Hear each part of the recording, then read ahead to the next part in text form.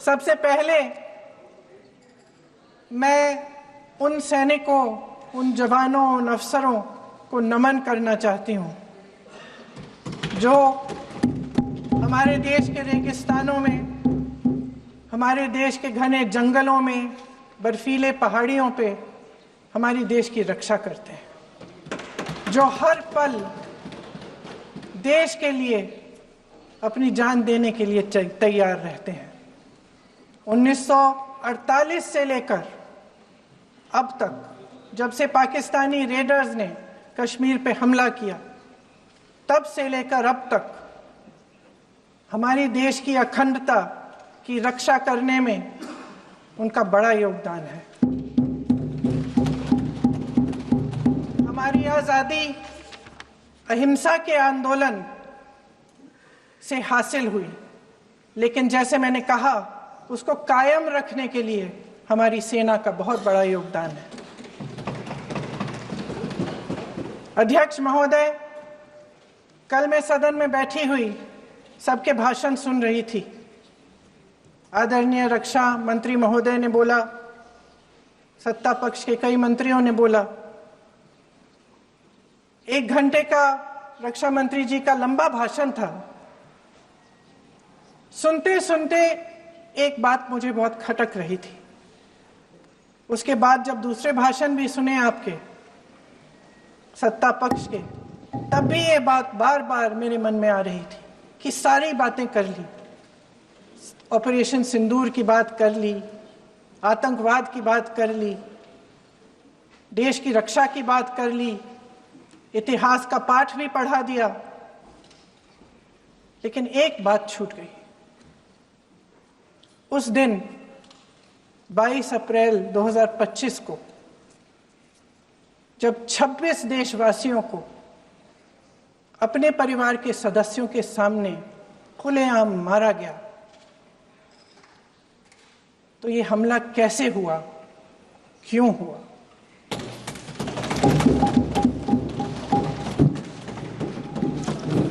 अध्यक्ष महोदय,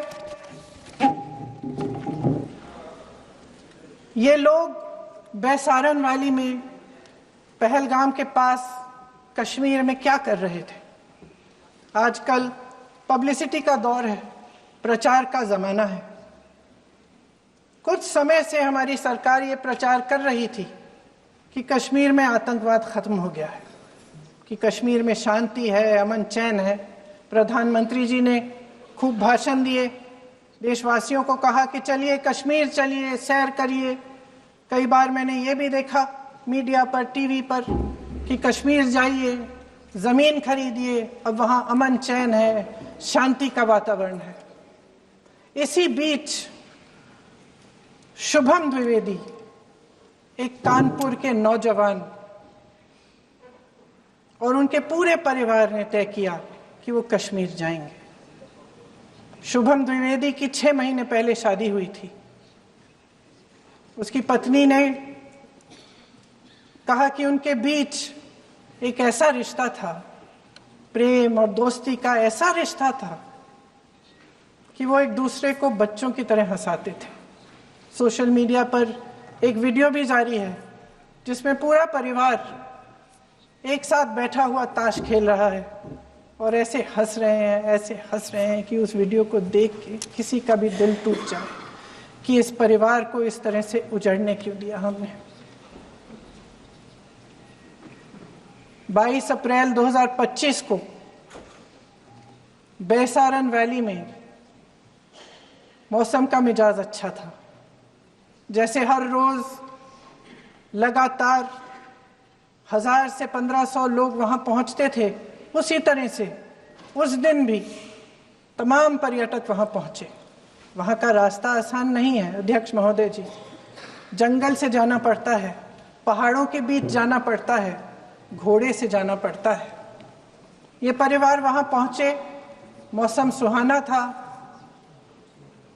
उनके बच्चे ट्रैम्पोलिन पे खेल रहे थे, कोई जिपलाइन कर रहा था, कोई चाय पी रहा था, तो कोई कश्मीर की सुंदर वादियों की ठंडी हवा का मजा, का मजा ले रहा था। शुभम अपनी पत्नी के साथ एक स्टॉल पे खड़े थे। तभी अचानक 4 आतंकवादी जंगल में से निकलते हैं और शुभम को वहीं अपनी पत्नी के सामने मार डालते हैं। उसके बाद वे वहां से पूरे वैली में 1 घंटे के लिए लोगों को चुन चुन कर मारते हैं। किसी के पति को अपनी पत्नी के आंखों के सामने, किसी के पिता को अपने बेटे के सामने, चुन चुन कर 26 लोगों को मार डालते हैं। शुभम की पत्नी घबराकर वहां से भागने की कोशिश करती है, अपनी जान बचाने के लिए जंगल की तरफ दौड़ती है। वहां पता चलता है कि तमाम लोग जंगल की तरफ दौड़े हैं और अपनी जान बचाने की कोशिश कर रहे हैं। कोई अपने बेटे का हाथ पकड़ के पहाड़ों पर घसीटता हुआ जा रहा है, कोई कश्मीरी घोड़े वालों और गाइडों की मदद लेते हुए चले जा रहा है। कोई रास्ता नहीं है, कोई तरीका नहीं है, लेकिन किसी न किसी तरह से शुभम की पत्नी के शब्दों में किसी ऐसी शक्ति ने हमको बचा कर रखा कि हमें किसी न किसी तरह से हम अकेले नीचे पहुंचे। और मैं उनके लफ्ज पढ़ना चाहती हूं, क्योंकि उन्होंने कहा कि इस पूरे समय जब 1 घंटे के लिए चुन चुन कर भारतीय नागरिकों को मारा जा रहा था, इस पूरे समय उसे एक सुरक्षाकर्मी नहीं दिखा, एक सैनिक नहीं दिखा।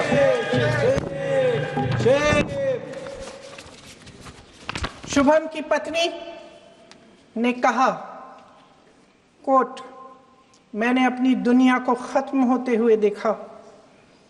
अपनी आंखों के सामने एक सिक्योरिटी गार्ड नहीं था। मैं ये कह सकती हूं कि देश ने, सरकार ने हमें वहां पे अनाथ छोड़ दिया था। सिक्योरिटी क्यों नहीं थी वहां? वहां पे एक सैनिक क्यों नहीं दिखा? क्या सरकार को मालूम नहीं था कि यहां रोज 1000 से 1500 पर्यटक जाते हैं? क्या सरकार को मालूम नहीं था कि यहाँ के पहुंचने के लिए जंगल के रास्ते से जाना पड़ता है? अगर कुछ हो जाएगा तो लोग वहां से निकल नहीं पाएंगे। एक चिकित्सा का इंतजाम नहीं था, फर्स्ट एड का इंतजाम नहीं था, कोई इंतजाम नहीं था, ना सुरक्षा का ना फर्स्ट एड का। इन लोगों को भगवान भरोसे छोड़ दिया गया। ये लोग वहां पे इस सरकार के भरोसे गए और इस सरकार ने उन्हें भगवान भरोसे छोड़ दिया।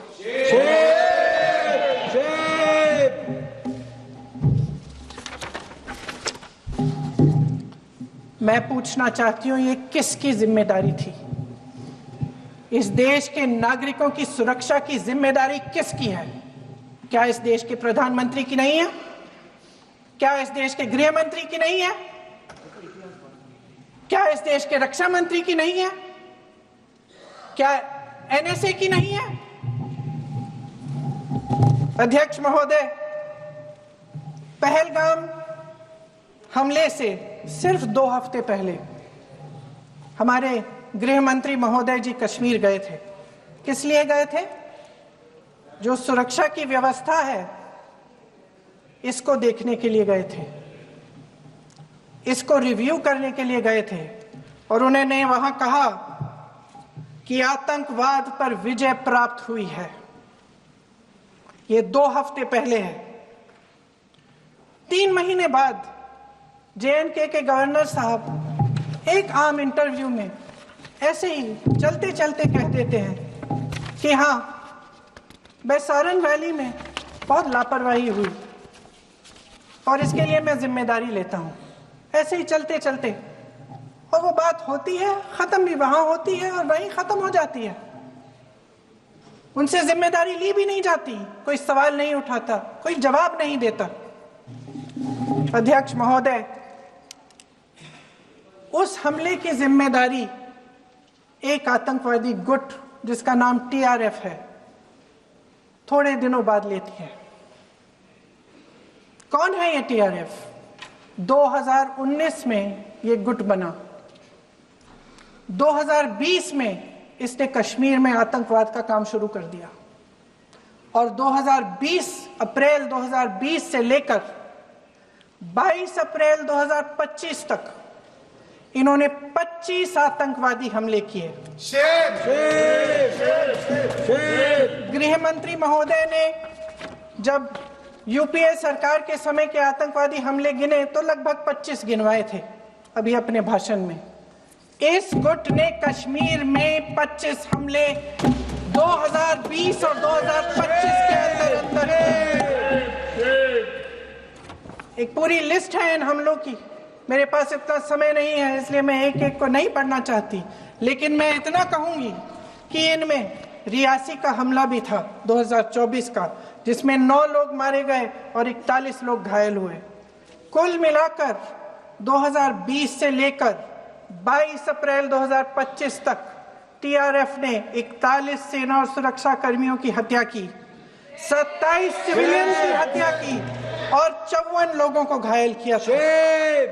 भारत सरकार ने टीआरएफ को आतंकवादी संगठन का दर्जा कब दिया?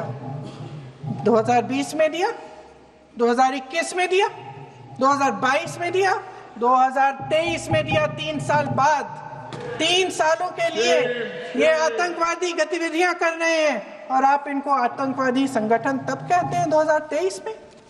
इसकी क्या वजह थी? ये सब सरकार के संज्ञान में था। और आप मुझे बताना चाहते हैं, सत्ता पक्ष के नेता बताना चाहते हैं कि ये सब आपके संज्ञान में था, लेकिन कोई भी एक ऐसी एजेंसी नहीं है हमारी सरकार की जिसको पता चला कि ऐसा हमला, ऐसा भयानक हमला होने जा रहा है हमारे देश में, कि पाकिस्तान में बैठे हुए इस हमले की योजना बन रही है कि हम भारत जाके हैवानियत करेंगे, 26 लोगों को मार डालेंगे और हमें पता ही नहीं है।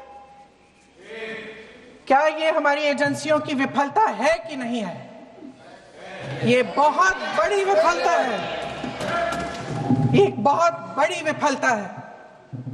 जानते थे कि ये गुट है, जानते थे कि 5 सालों से ये आतंकवादी हमले कर रहा है, अध्यापकों को मारा, आर्मी के बड़े बड़े अफसरों को मारा, आम जनता को मार डाला, पुलिस वालों को मार डाला, और आप इन पे निगरानी नहीं रख रहे थे। और ये जो एजेंसियां हैं इनकी जिम्मेदारी कौन लेगा? क्या आईबी चीफ ने अपना इस्तीफा दिया? क्या किसी ने इस्तीफा दिया? गृह मंत्री जी के कार्य क्षेत्र में आता है इंटेलिजेंस ब्यूरो। क्या गृह मंत्री जी ने इस्तीफा दिया? इस्तीफा छोड़िए, जिम्मेदारी ली।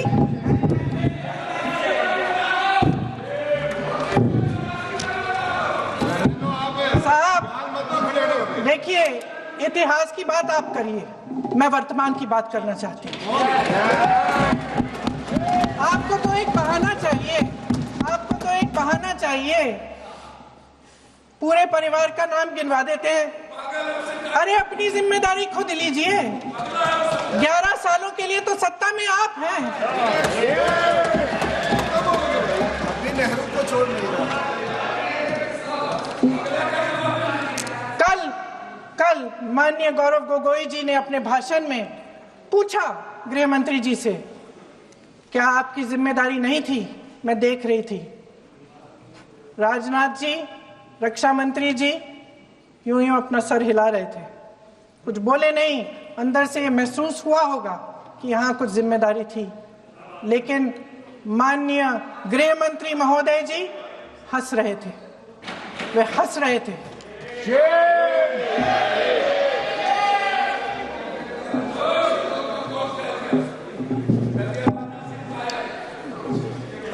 अध्यक्ष महोदय, कल सत्ता पक्ष और आज भी सत्ता पक्ष के नेताओं ने 2008 के मुंबई के हमलों का जिक्र किया, बार बार कहा कि मनमोहन सिंह जी की सरकार ने कुछ नहीं किया।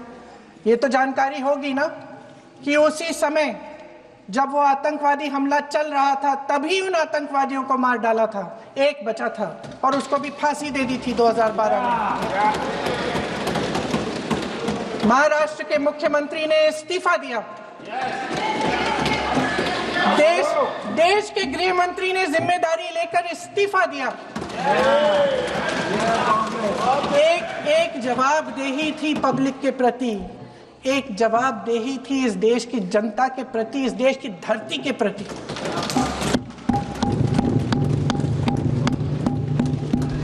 राजनाथ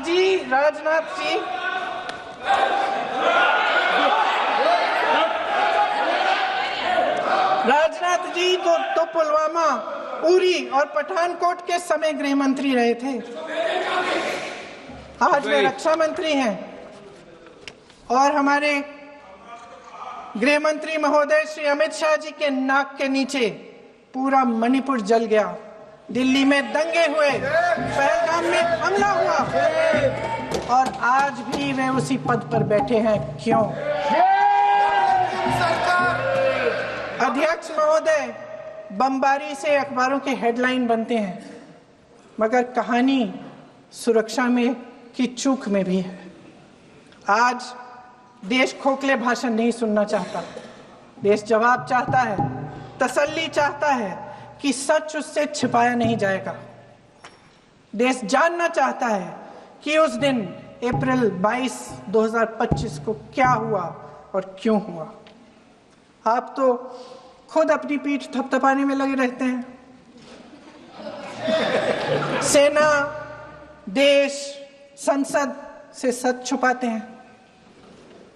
ऑपरेशन सिंदूर जब शुरू हुआ, हम सब ने समर्थन किया, सब एकजुट होकर खड़े हो गए इस देश के लिए। दोबारा होगा, दोबारा खड़े हो जाएंगे। अगर हमारे देश पे हमला होता है तो यहाँ इस सदन में किसी भी पार्टी का हो, कोई भी हो, सब आपका समर्थन करेंगे।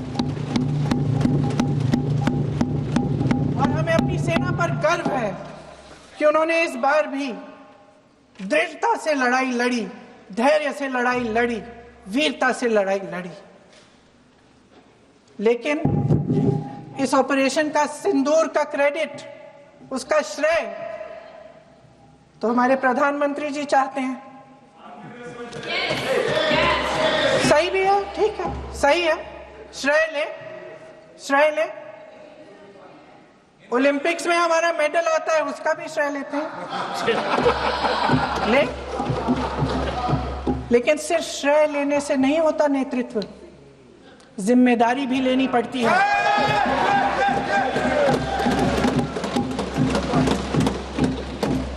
देश के इतिहास में ये पहली बार हुआ, देश के इतिहास में ये पहली बार हुआ कि जंग होते होते ही रुक गई। रुक गई है जी, और इस रुकावट का ऐलान हमारी सरकार, हमारी सेना नहीं करती, अमेरिका के प्रेसिडेंट करते हैं, अमेरिका के राष्ट्रपति करते हैं। ये हमारे प्रधानमंत्री महोदय की गैर जिम्मेदारी का सबसे बड़ा प्रतीक है। आज गृह मंत्री जी ने इस बात पर उल्लेख किया।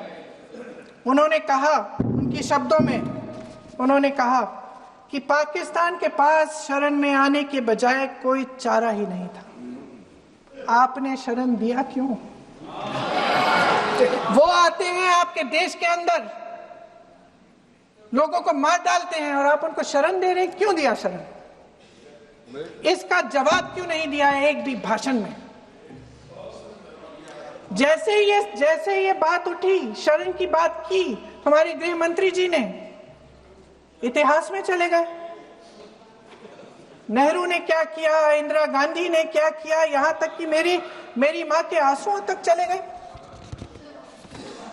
लेकिन इस सवाल का जवाब नहीं दिया कि ये सीज फायर हुआ क्यों, ये जंग रुका क्यों, और तब क्यों रुका जब दुश्मन के पास कोई चारा नहीं था हमारे श्रेय में आने के बजाय। क्यों रुका ये जंग? इसका जवाब नहीं दिया। धन्यवाद। आप देंगे?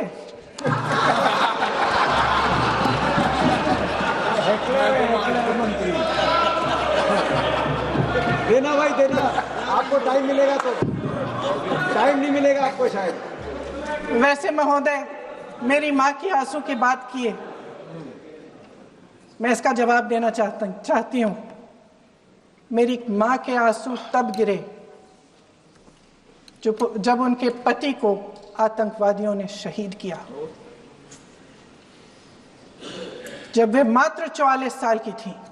और आज अगर मैं इस सदन में खड़ी हूं और उन 26 लोगों की बात कर रही हूं, मैं इसलिए कर रही हूं क्योंकि मैं उनका दर्द जानती हूं, महसूस करती हूं।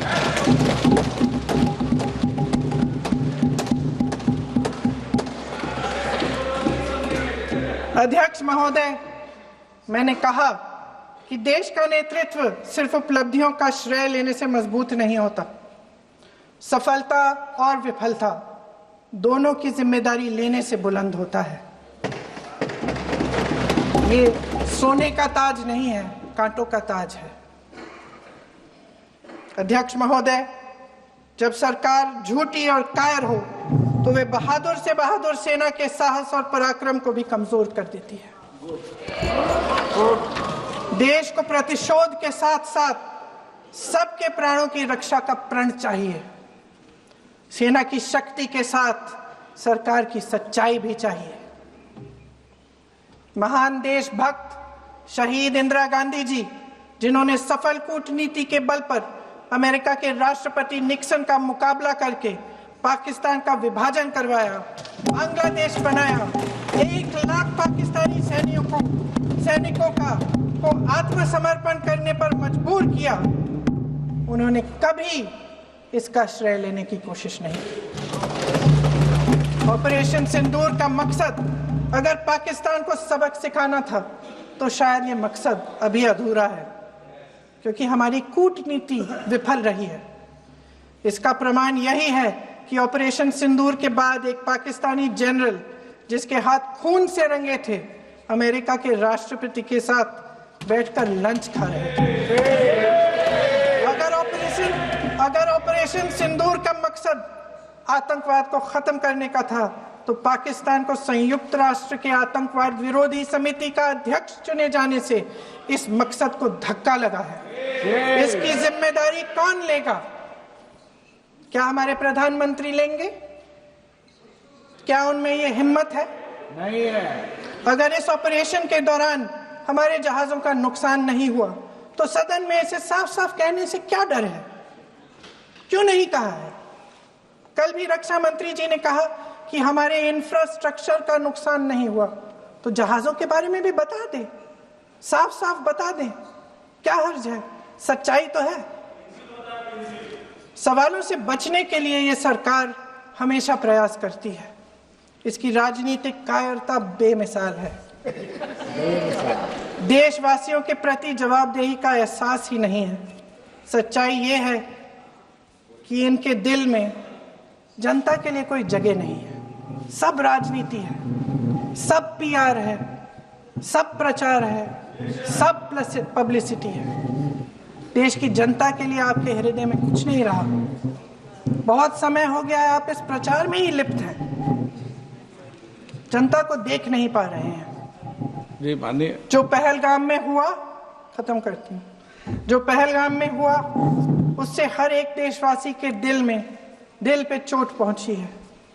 हिमांशी नारवाल की गुहार ने हम सबको शर्मिंदा किया है। इसीलिए मैं आज यहाँ खड़े हुए एक आखिरी बात करना चाहती हूँ।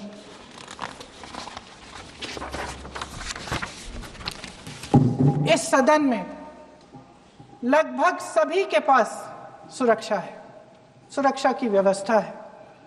हम जहां भी जाते हैं हमारे साथ सुरक्षा कर्मी आते हैं। आपको भी मिल जाएगी, आप मंत्री बन जाएंगे, आपको भी मिल जाएगी।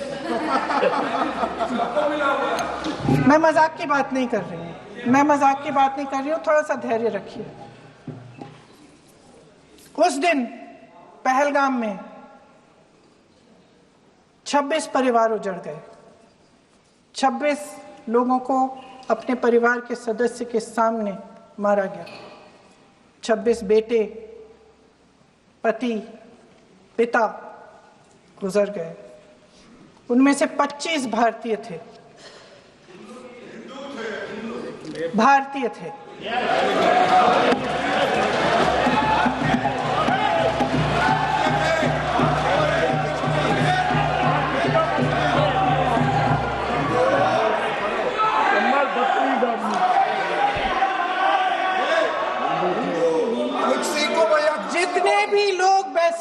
रैली में थे और जो 25 भारतीय मारे गए उनके लिए कोई सुरक्षा नहीं थी, कोई सुरक्षा नहीं थी। आप कितने भी ऑपरेशन कर डालें, आप इस सच्चाई के पीछे छुप नहीं सकते, इसे नकार नहीं सकते।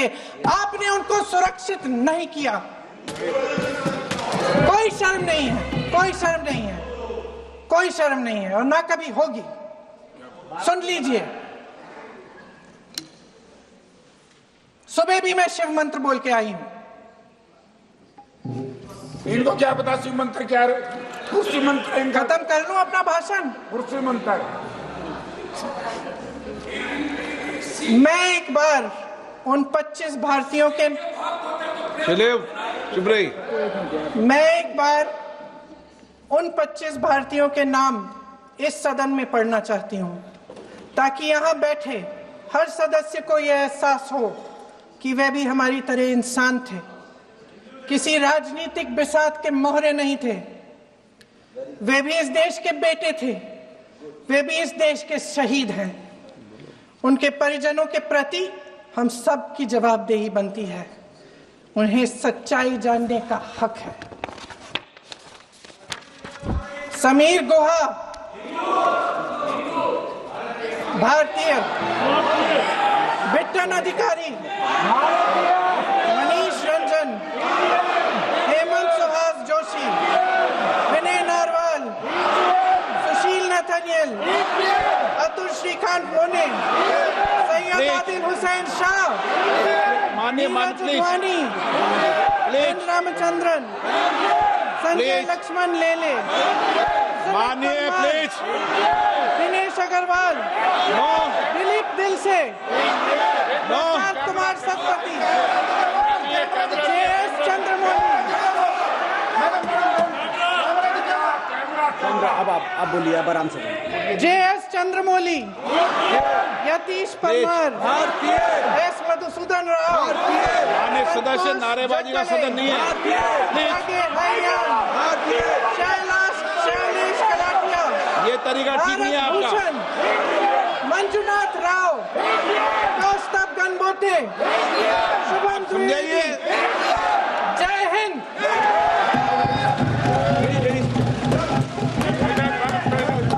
डॉक्टर श्रीकांत शिंदे। धन्यवाद। प्रियंका गांधी का ये संबोधन आप सुन रहे थे। संसद में प्रियंका गांधी की तरफ से एक के बाद एक सवाल दागे गए सरकार पर। प्रियंका गांधी की तरफ से कहा गया कि अब तक जवाबदेही आखिरकार क्यों तय नहीं की गई। 26 लोगों को मौत के घाट बेसरन घाटी में उतार दिया जाता है, जिसमें 25 हिंदुस्तानी नागरिक होते हैं। और ऐसे में जब वो बेसरन घाटी गए हुए थे तो वहां पर उनकी सुरक्षा के लिए इंतजाम क्यों नहीं था? इसकी जवाबदेही किसकी बनती है? गृह मंत्री का इस्तीफा क्यों नहीं हुआ? ये वो तमाम सवाल हैं जिन सवालों के जरिए प्रियंका गांधी ने जमकर सत्ता पक्ष की घेराबंदी सदन में की है। प्रियंका गांधी की तरफ से कहा गया कि आप इतिहास की बात करिए, मैं वर्तमान की बात करती हूं। ये वर्तमान के सवाल हैं और वो सवाल हैं जिनका जवाब देश जानना चाहता है।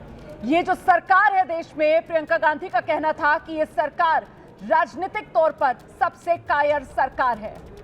बेसरन घाटी में जब हमला हुआ तो सुरक्षाकर्मी कहां थे? सरकार ने लोगों को भगवान भरोसे छोड़ दिया था। पहलगाम हमले की जिम्मेदारी टीआरएफ ने ली और टीआरएफ कब बना? एनडीए सरकार में। 2020 से लेकर 2025 में टीआरएफ ने कश्मीर में 25 आतंकवादी हमले किए। टीआरएफ को आतंकवादी संगठन इस सरकार ने 2023 में घोषित किया। 2020, 2021, 2022 सरकार क्या कर रही थी? ये सवाल प्रियंका गांधी की तरफ से पूछा गया है। आखिरकार आईबी चीफ ने इस्तीफा क्यों नहीं दिया? ये सवाल प्रियंका गांधी ने पूछा। सरकार इतिहास की बात करती है, हम वर्तमान की बात करते हैं। हमारी सरकार में जनता के प्रति जवाबदेही थी। इस सदन में बार बार 2008 मुंबई हमले की बात हुई है। इसको लेकर प्रियंका गांधी की तरफ से कहा गया कि 2008 में जब मुंबई आतंकवादी हमला हुआ था तो मुंबई महाराष्ट्र के मुख्यमंत्री से लेकर देश के गृह मंत्री तक का इस्तीफा हुआ था, क्योंकि हम सरकार जनता के प्रति जवाबदेह थी। लेकिन ये जो सरकार है वो जनता के प्रति जवाबदेह नहीं है।